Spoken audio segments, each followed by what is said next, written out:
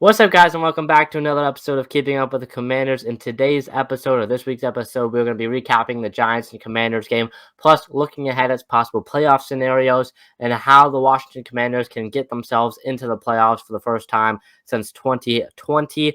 On Sunday, we tied the Giants 20 apiece, which this tie definitely felt like a loss. But before we get into the Giants tie, Washington Giants tie, I want to talk about ties in football in general because, in my opinion, ties are one of the dumbest things right now in the NFL, and they should never be in the game of football, like ever, in my opinion. I mean, look at college football; they have their own overtime rules, which when you see a game that's in overtime, no matter what teams are playing, you want to tune in because their overtime rules are so good that it makes any game become entertaining. And not Washington, the NFL, which I know they're probably not going to have the same overtime rules as college football, but they at least can have some way so that two teams don't end up tying each other after 15, 60, 70 minutes of play. Because in my opinion, that is just pretty dumb. And seeing these three numbers now separated on Washington's record is now killing me, because for the rest of this year, we're going to see that one at the end of the record, whatever our win and loss record is. At the end, there's going to be that one, which maybe that's going to come down the stretch where it could either help us in the playoffs or it could definitely hurt us in the playoffs as well. And knowing that with that one at the end of the record, that can either be the way we make the playoffs or we don't make the playoffs based on that one, and knowing the opportunity that Washington had in that game from the tie, we could have won that game. Going into the missed opportunities in this one, we were up 10-0 after the first quarter. Also, in the final moments of the second half, we were at our own 12 with a minute 10 left in all three timeouts. So you could at least maybe try and get in the field goal range and take the lead of this game and possibly win this game. But three straight Heineke completions leads us to punt and almost lose it before overtime as well. And then we go into overtime, which not once but twice we punted, and the defense really stepped up here in overtime for sure. They were put in some difficult situations, but in the end of the day, a 60-yarder from Graham Gano is no good, and Washington and the Giants end up in a tie. There's also many other missed opportunities throughout the rest of the game. Heineke threw some passes that should have been completed and were either overthrown or underthrown. There was a pass to Logan Thomas on the opening drive of the game, which would have been a wide open touchdown, but instead Heineke throws it over Thomas, and he can't hit his 6'5" target, 6'6" target, which is pretty crazy. And then in overtime, we were inside Giants territory, and we couldn't come up with a third down conversion on like 3rd and 10 or 3rd and 9 when we had, it was 1st and 10. Brian Robinson picks up 3 yards. We get 2nd and 7. Brian Robinson loses 3 yards. We get 3rd and 10. And then from there, we pick up 1 yard on like a dump off pass from Heineke. I think also that was to Curtis Samuel as well. Curtis Samuel had a bigger play, which put us in that territory earlier in that drive. But we just can't convert. And then 4th and 9 inside New York territory. A field goal would have been about 60 yards, about the same as Graham Gano hit as time expired, or missed it. It was just a little bit short as time expired for the Giants. But a 4th and 9 with 4 minutes left from the Giants 43. You got to put trust in your defense and go for that, because not going for that puts the Giants deep in their own territory with 4 minutes to play. And in overtime, when you only have 2 timeouts, you can't really stop the clock that much, which we did opt going for the punt. And then the Giants then almost drove down and scored on us. So you got to put trust in your defense and go for that on 4th and 9. I think we definitely see if you convert it on 4th and 9 there, you're in field goal range, realistic field goal range for Joey Sly, which Joey Sly, I know you could say they didn't want. I get why they didn't want to take the 60-yard field goal, and I totally understand that with Joey Sly missing a 50-plus. I think it was like 52 or 53-yarder earlier in the game. But I mean, if you get that first down there, it's going to be like a 51, 52, the same at where Joey Sly missed it last time, and then it'll be a first down as well. And then you could pick up some more yards and make the field goal even less and pretty much win the game. But again, team doesn't want to risk it, and now we're sitting at a 7-5-1 record instead of possibly 8-5 and a solidified spot in the playoffs. We are now with a tie only a half game lead on the Seattle Seahawks for that last wild card spot, which will probably be out of it after next week, as we're on the bye next week.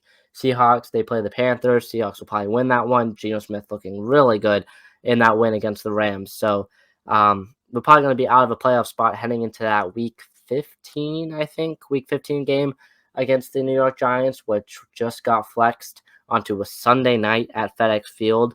So the entire world's going to be watching, and Washington is fighting for a playoff spot. Same with the Giants at that point as well. We'll see what happens, but a lot of pressure will be on that game. Again, when we play them, going into that game right now, we have a 69% chance to make the playoffs. With a win against the Giants, we will have an 89% chance to make the playoffs. With a loss to the Giants, we'll have a 30% chance to make the playoffs. So it just shows how important, with a high of 89% if you win, a low of 30% if you lose the game to the Giants. It just shows how important that game is going to be on Sunday night. Again, we're playing the Giants back to back. So we have 3 weeks to prepare for this one team.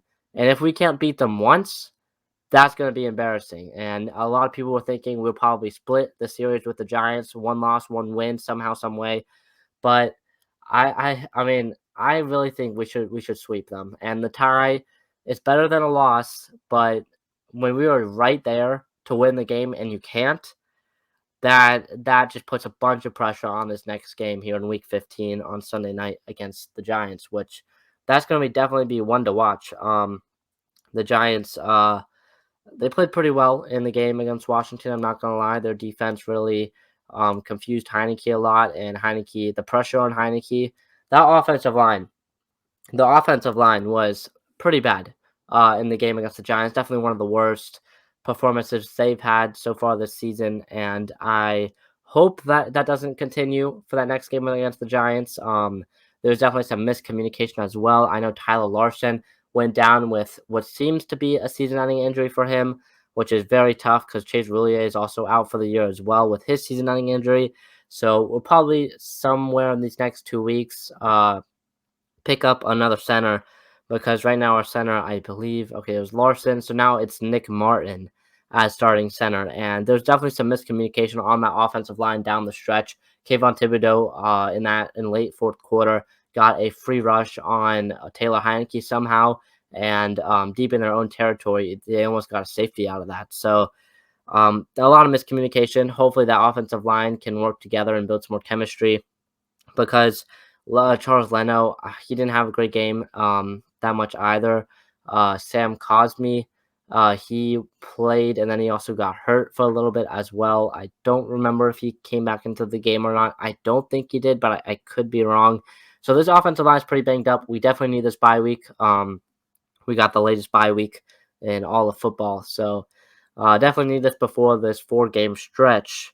And then, of course, FedEx Field next Sunday night, which is not next Sunday night, 2 Sunday nights from now, which is going to be pretty crazy. And definitely, I know fans are really excited for the Sunday night game. FedEx Field is going to be packed with Washington fans. I can already feel it.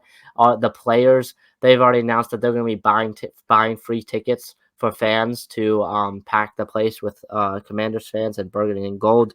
But the Sunday night game, a little bit tough. Maybe you might have wanted the game to go on a Saturday coming off the bye. Not really much of a difference between a Saturday and Sunday game. And then you're still on kind of prime time as well. But now it's on Sunday night. And then next week, you have a short week because you're going to play on a Saturday due to Christmas. You're playing on Christmas Eve. It's a short week. You're going to Levi's Stadium in San Francisco. So that's a big road trip as well. Probably not a road trip actually, but probably a private jet or something. But that's a big trip as well. So it's going to be a short week for Washington heading against the 49ers team, which I really don't know what they're going to do at this quarterback position. Maybe they go for Baker Mayfield maybe they claim him off waivers, or maybe once he clears waivers, they pick up Baker Mayfield. But Brock Purdy looked pretty solid against I forgot who they played, the Miami Dolphins.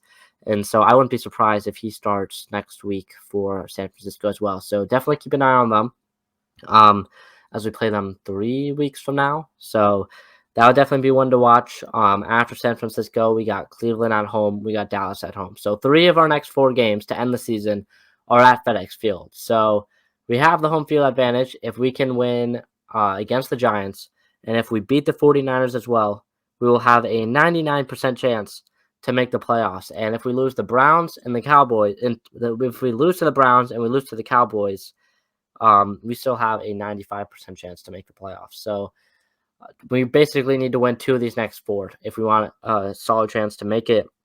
If we go 1-3 in this stretch, then I don't really know. I don't think it's going to be able. So we need 2 wins, and one of them has to be against the Giants. That's probably the easiest win on the schedule, arguably. And then you got the 49ers, and then you have the Browns. The Browns are also a pretty easy team. We'll see what Deshaun does, but he didn't really seem to be that great against the Texans. I know the defense was pretty solid for Cleveland in that one, but the offense, I don't think the offense did that great. I don't think the offense scored a single. Maybe they scored one offensive touchdown, but I don't think they scored any. They had 2 defensive touchdowns and 1 special teams touchdown, I'm pretty sure. So I don't know how that offense is working in Cleveland, but hopefully it's not that great, and it's still pretty much the same Cleveland team with Jacoby Brissett, hopefully. So yeah, that Browns game.